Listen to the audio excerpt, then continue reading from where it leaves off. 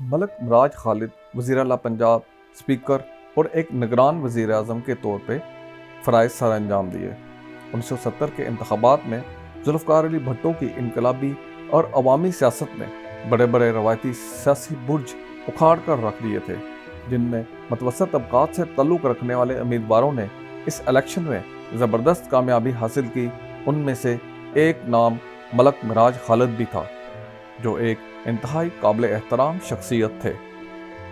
ملک مراج خالد 1 فروری 1916 کو لاہور کے قریب برکی کے علاقے میں ایک انتہائی غریب گھرانے میں پیدا ہوئے، لیکن اپنی محنت لیاقت سے وکالت کی ڈگری حاصل کی۔ 1944 میں Punjab university law college Lahore LLB کی ڈگری حاصل کی اور 1948 میں پریکٹس شروع کی۔ بائیں بازو کے سیاستدان اور مارکسی فلسفی نظریات رکھتے تھے۔ سیاسی کیریئر کا آغاز 1960 کی دہائی میں کیا۔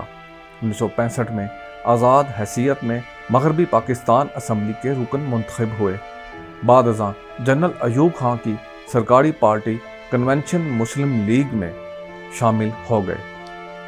ذوالفقار علی بھٹو نے جب 1967 میں اپنی سیاسی جماعت پاکستان پیپلز پارٹی بنائی تو اس میں شامل ہوئے۔ 1970 کے انتخابات میں لاہور سے کامیابی حاصل کی۔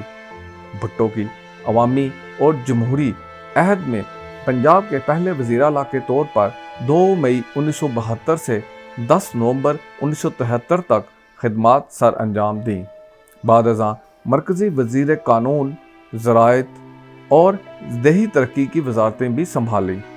1977 اور 1988 میں قومی اسمبلی کے اسپیکر رہے۔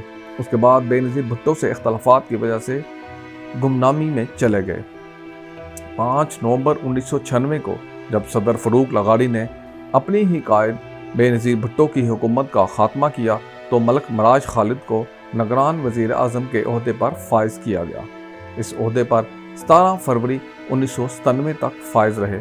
ملک مراج خالد 13 جون 2003 کو 87 سال کی عمر میں لاہور میں انتقال کر گئے۔